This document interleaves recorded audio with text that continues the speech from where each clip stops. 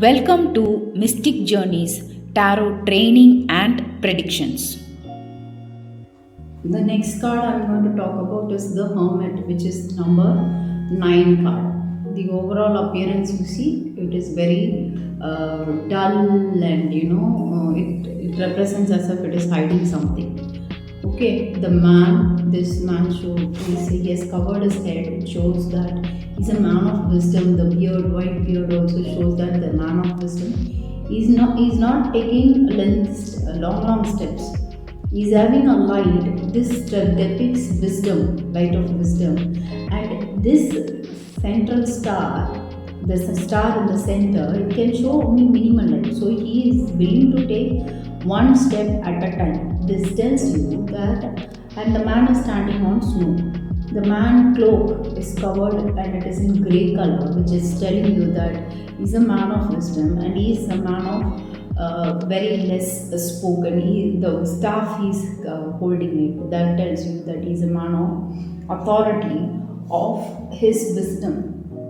And this snow mountains tells you that he has achieved and he is willing to, he takes one step at a time to attain that spiritual attunement. Okay, so this is a very simple card but very in-depth card.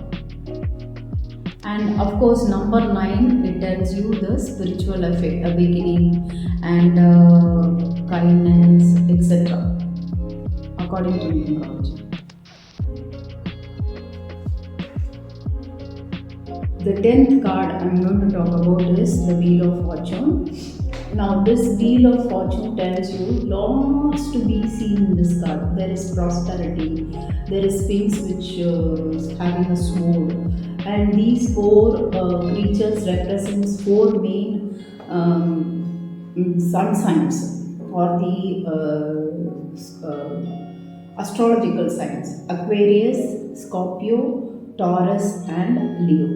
You see they are sitting in between the clouds. That tells you that always knowledge will get clouded. If you don't have proper knowledge, then you will get confusions only. Now the Phoenix is sitting on top, and this creature is known as Anubis. Anubis represents death and fate. Okay, but if you see, he's rising. So he's having a jackal face. It's rising. So he is rising from a limited experience of senses to the higher realms. That is, he is rising spiritually. And the book they are having, it is known as they jot down what all karmas you all are doing, and there is a Torah, T-O-R-A. If you remember, I would have told Torah in the priestess. I would have told this is a Torah represents knowledge, and the serpent represents passion, a man's passion, and it also represents wealth also. Then these are mystical numbers which tells you that the mystical writings tells you about the 4 elements: earth, air, fire and water. Now why I'm giving you all these details, because when you're predicting, you won't be analyzing all these things. The moment you see this, you will know that the person is going to have a change in his fortune, change in his life, and major change that too. And so he has to take care of it. If he had been facing a downfall, he will be rising up. So this Wheel of Fortune tells you to take care of your situation now, to analyze it, because there is going to be a major change in your life. Next card we are going to talk about is the Justice card. The Justice card tells you that the man is sitting, the man or the woman is sitting to deliver justice, and he's sitting in between 2 pillars. The one on his left is severity, and the one on his right is purity. And you see, this is actually purple in color. this cloak which is hiding what is behind. It tells you the divine nature and the divine knowledge that is being hidden. There is a yellow color which tells you there is a sunshine, or there is a clarity, and the green cloak tells you that there is prosperity.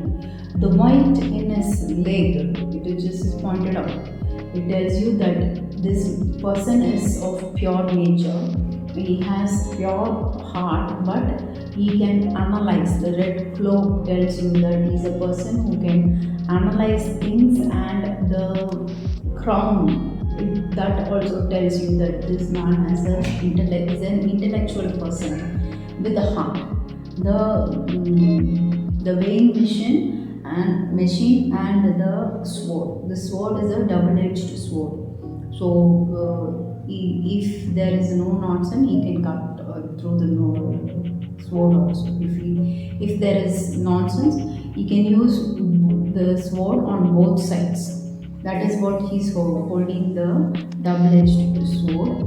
But he is a person who will take action after hearing everything, after analyzing it, after evenly holding it, and then judging it, and then only he will give the justice.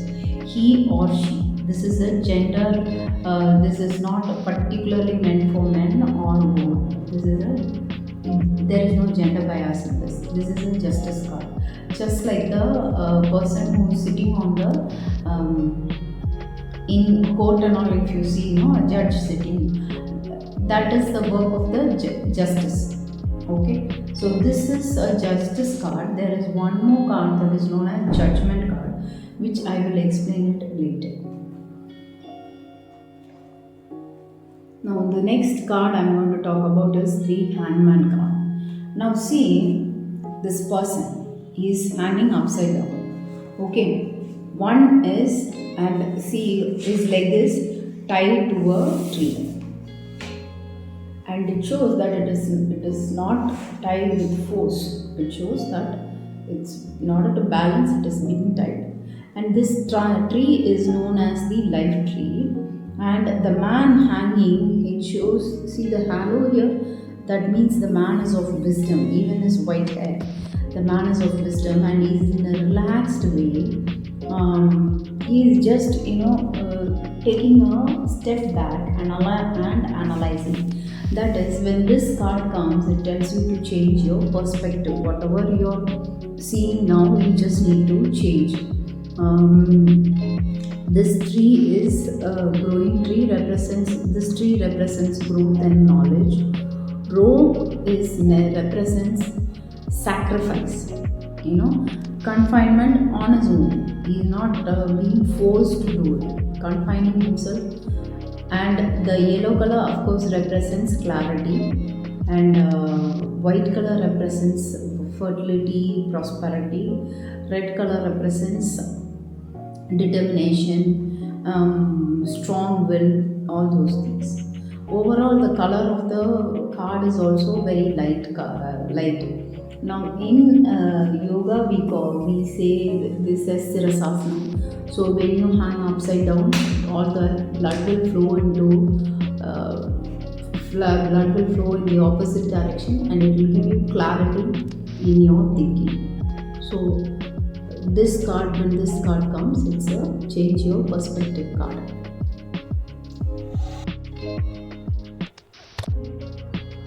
Thank you for watching today's session. Please like, subscribe, and press the bell button so that you will get intimation about my next postings. Thank you.